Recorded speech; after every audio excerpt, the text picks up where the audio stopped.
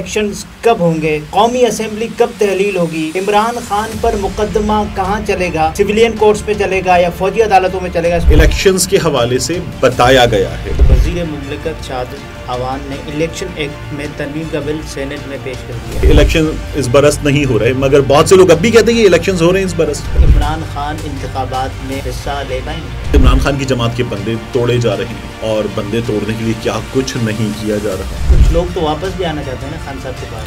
अब ये जो लोग हैं ये बार बार कह रहे हैं हमने पीटीआई नहीं छोड़ी। खान साहब कह रहे हैं कि यूं नहीं है कि मेरे बुलाने से आ गया, जब रह नहीं सका तो बुलाने से आ गया। अदालत जो है वो अब बंद है, अदालत इत्मीनान के साथ, अभी छुट्टियां भी आ रही हैं अदालत में।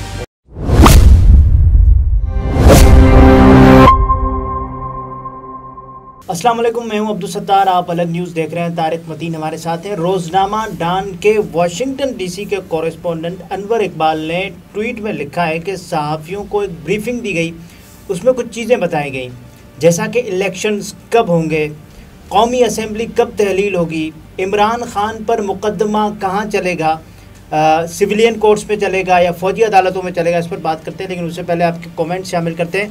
खिरद टीवी ने कमेंट किया है कि तारिक भाई और जनाब अब्दुल सत्तार साहब खुश रहें, आमीन।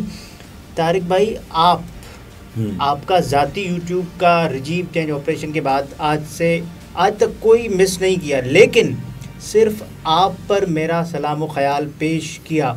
मगर अब ये कह सकता हूँ कि मैं हूँ वही मोमिन, तुम्हें याद हो कि न याद हो। कुछ इस चैनल पर कुछ और मामलात पर भी बात किया करें, क्योंकि आपके और उस चैनल पर तकरीबन एक सी ख़बरें बयान किया जाता है। अब या तो एक चैनल रहने दें और दूसरे को देखें, अच्छा लगता है। अल्लाह इमरान जाज भाई को बखैर व आफियत वो घर आ जाएं, आमीन। उसके अलावा साबिर शाकिर जो भी सहाफ़ी इस मामला से खिरद टीवी, अच्छा ये जो है वो हमारे बड़े रेगुलर जी हम दोस्तों ने कोशिश की थी, तो उस कोशिश के बड़े रेगुलर व्यूअर थे। और हैं, अच्छी बात है। अस्सलाम वालेकुम। और यार खबरें, हाँ मतलब यहाँ हम ज़्यादा स्टोरीज करते हैं मेरे पर्सनल यूट्यूब चैनल के मुकाबले में, लेकिन यस बहुत सी चीज़ें सेम होती हैं और क्योंकि खबरें भी सेम ही हैं। वो इंसानी जिस्म में कोई नई हड्डी दरियाफ्त नहीं हुई वाला लतीफ़ा है, तो ठीक है। लेकिन आप वापस आए, बहुत अच्छी की बात, बहुत अच्छा लगा। फ्लाई है, आप देखें नाम में और कमेंट में जो मुशाबहत है, क्या बात है। पीपी के स्पॉन्सर्स ने आखिर काम दिखा दिया मुर्तज़ा वाब का।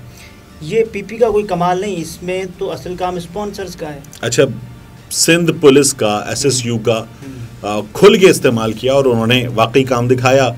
ये तो हमें कराची के बड़े अच्छे सीनियर रिपोर्टर्स ने भी बता दिया।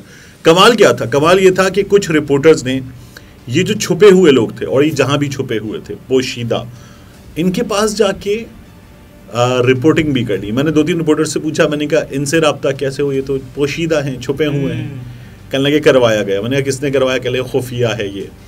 मैंने कहा सिंध गवर्नमेंट के लोगों ने। कहने लगे हाँ, लेकिन उनमें से नाम किसका है ये नहीं बता सकते।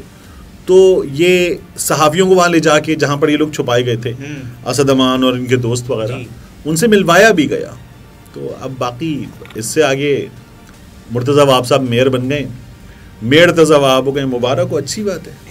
अच्छा, M2 शफीक साहब कहते हैं कि हम जो डिग्री पर बात कर रहे थे मियाँ साहब की, English for visa in UK you don't need that if you are above certain age, which in his case he qualifies under the exception rules in UK। ठीक है, देखिए if it is the matter of being above certain age तो ठीक है, but हमने तो अज़राही मजाक बात की थी मुख्तलिफ रीजंस को लेते हुए।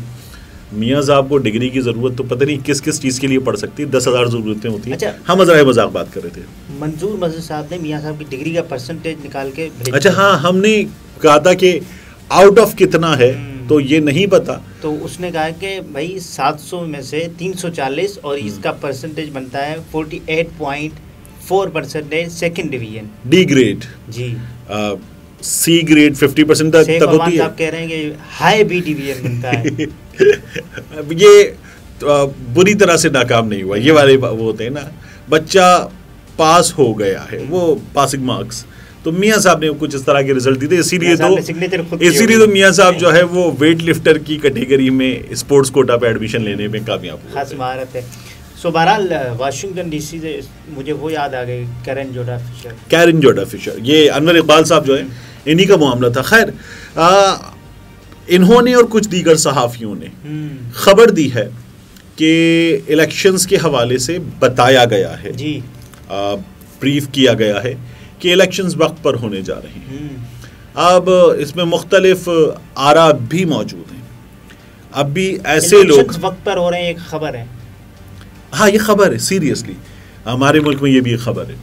ऐसे लोग जो ये दावा करते हैं कि वो इधर उधर यहाँ वहाँ और पता नहीं कहाँ कहाँ वेल कनेक्टेड हैं, वो ये दावा कर रहे हैं कि इलेक्शन इस बरस नहीं हो रहे, मगर बहुत से लोग अब भी कहते हैं कि इलेक्शंस हो रहे हैं इस बरस।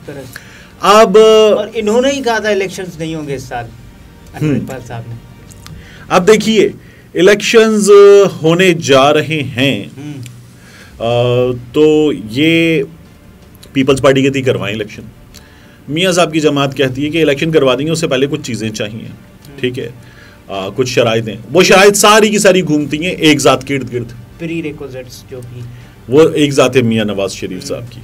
तो उन्हें मियाँ नवाज शरीफ साहब जो है ना, वो उनकी ज़रूरत है जी। तो इलेक्शंस वक्त पर, एक दूसरा इमरान खान साहब का ट्रायल जी, ये सिविल अदालतों में होगा, ये भी बात सहाफ़ियों को बताया गया। फर्स्ट आगे जाकर ज़रूरत पड़ सकती है कि वो फौजी अदालतों में हो।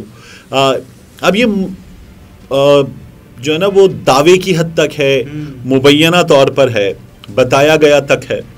तो ये दावा किया जा रहा है कि इमरान खान साहब का ट्रायल, और ये भी बताया गया सहाफ़ियों को कि जजेस जो हैं उन्हें फेयर होना पड़ेगा, जजेस अनफेयर हैं। तो ये जो बात है इससे तो मैं एग्री करता हूँ कि जजेस अनफेयर हैं। देखिए हमारी अदालत 150 दिन गुजरने के बावजूद भी कह रही है कि 90 दिन में इलेक्शन होने, 14 मई के फैसले पे पीछे नहीं हटेंगे, ठीक है। हमारी अदालत जो है वो कह रही है कि इमरान रियाज खान को बाजियाब कराओ, अब कुछ 36-37 दिन हो चुके हैं, और उसके बाद फिर 2 हफ्तों की मजीद मोहलत है, और फिर उसके बाद तारीख मिल रही है, फिर तारीख मिल रही है। हमारी अदालत जो है वो अरशद शरीफ के केस पे, अरशद शरीफ के लेटर्स पर कुछ नहीं कर सकी थी। फिर उसके बाद उनकी वालदा की दरख्वास्त को एंटरटेन नहीं किया, फिर पुलिस की मुद्दत में मुकदमा दर्ज हो गया। जजेस हैव टू बी फेयर, इस वाली बात से तो मैं एग्री करता हूँ। अब एक और बड़ा कमाल हुआ है जी, पहले 3 हुए थे, एक ताज़ा कमाल हुआ, वो मैं आपके सामने रखूँ। हुआ ये है कि हमारे दोस्त हैं रियाजुल हक जी, अब ये आजकल 92 न्यूज़ के साथ हैं, पहले ये डॉन न्यूज़ के साथ थे। तो रियाज साहब ने भी ये खबर रीट्वीट की, तो उससे मुझ तक पहुँची, ताज़ा खबर है, और उस ताज़ा खबर में बड़ी मज़ेदार चीज़ हमारे सामने खबर आपको दूं कि वज़ीर मुमलिकत शहादत अवान ने इलेक्शन एक्ट में तरमीम का बिल सेनेट में पेश कर दिया है। अच्छा, ज़बरदस्त, क्या बात है। देखिए चीज़ें तेज़ी से आगे बढ़ रही हैं ना। शेख रशीद साहब के घर पर छापा मारा गया, उनकी बहन के घर पर, भाई के घर पर, ये सब कुछ हो रहा था। तो जो छापा मारा गया उसमें वकील सरदार अब्दुल रज़ाक ने ये कहा कि मेरे मौक्किल की फैमिली को हिरासा किया जा रहा है जी। तो जज साहब ने क्या कहा? जज साहब ने कहा तो हम क्या करें, पुलिस को अपना काम करने से रोक दें। जस्टिस अरबाब मोहम्मद ताहिर साहब ने ये पूछा है।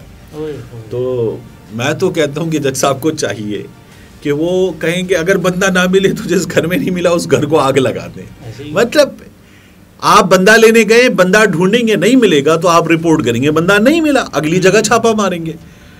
ये जो है ये कमाल है। इससे पहले कमाल क्या हुआ था? इससे पहले जस्टिस मियां गुल औरंगजेब साहब ने कहा था जब तक आप प्रेस कॉन्फ्रेंस नहीं करेंगे वो आपको छोड़ेंगे नहीं। और अभी ताज़ा काम किसने किया? बंदयाल साहब ने। बंदयाल साहब ने राही साहब को जो 7 दिन गायब रहे थे उनको कहा मुश्किल वक्त है, थोड़ा सब्र करें। तो जजेस जो हैं वो they have to be fair. साहब को भी कह रहे हैं कि चिड़ियां चहचहा रही हैं। हाँ, they have to be fair. ये अब हर तरफ से आवाज़ आ रही है, हर तरफ से, और ठीक आ रही है, और ये आवाज़ आनी चाहिए। इमरान खान पर जो मुकदमा चलेगा सिविलियन कोर्ट्स में पहले चलेगा, तो इससे इमरान खान इंतखाबात में हिस्सा ले पाएंगे?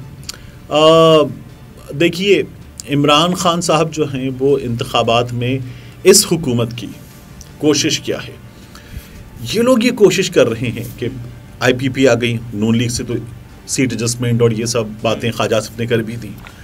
फिर उसके बाद इमरान खान की जमात के बंदे तोड़े जा रहे हैं। और बंदे तोड़ने के लिए क्या कुछ नहीं किया जा रहा, सब कुछ ये सब हमारे सामने है। तो एक और कोशिश हो रही है, इमरान खान को इतना तनहा कर दो और फिर उसके बाद इतनी ताकत के साथ इलेक्शन लड़ो कि हरा दो और कहो देखो ये जो मकबूलियत के तमाम दावे थे ना, ये भी एमी खाली खुली दावे थे। लेकिन वो कुछ लोग तो वापस भी आना चाहते हैं ना खान साहब के पास। मेरी एक दो लोगों से बात हुई है कल, एक से, अच्छा ये वो मसाइल नहीं, वो बेचारे बात भी करते हैं और बात करके कहते हैं बताना नहीं, देख के डिलीट कर देना। तो कल आपके सामने ही बात हुई एक साहब से, उनकी ऑडियो भी हमने सुनी। तो अब ये जो लोग हैं ये बार बार कह रहे हैं हमने पीटीआई नहीं छोड़ी और ये दूसरी तरफ जा भी चुके, तो ऐसी मजबूरियां हैं। खान साहब कह रहे हैं कि यूं नहीं है कि मेरे बुलाने से आ गया, जब रह नहीं सका तो बहाने से आ गया। जब रह नहीं सका तो बहाने से आ गया। अब देखिए ये तमाम लोग, इनके हलकों में सर्वे वगैरह हो रहे हैं और लोग कह रहे हैं ये खंबा, इसको वोट दे दूंगा, दरख्त को वोट दे दूंगा अगर खान साहब कहेंगे इसको वोट दे दो। तो ये तमाम लोग परेशान तो हैं और ये परेशानी अब तक कर। लेकिन अदालतों का मामला, इमरान खान पर बात हुई, कोर्ट्स पर बात हुई, मुझे सुल्तान राही का एक डायलॉग याद आ गया। तो अदालत से जब वो जा रहे होते हैं कि भाई रात है आप अदालत में नहीं जा सकते, तो कहा जब जुल्म पूरे 24 घंटे रहता है तो अदालतें सिर्फ सुबह क्यों खुलती हैं? नहीं, अदालत रात को खुली नहीं थी, एक बार ही खुली थी वही। तो अदालत को लगा था कि कोई गैर जमहूरी काम होने जा रहा है, गैर आईनी। अब तो सब कुछ आईनी है। अब अदालत जो है वो अब बंद है, अदालत इत्मीनान के साथ। अभी छुट्टियां भी आ रही हैं अदालत की लंबी। ये तारिक मतीन थे, गुफ्तगू आपने मुलाहिजा फरमाई। इजाज़त दीजिए, अल्लाह हाफ़िज़।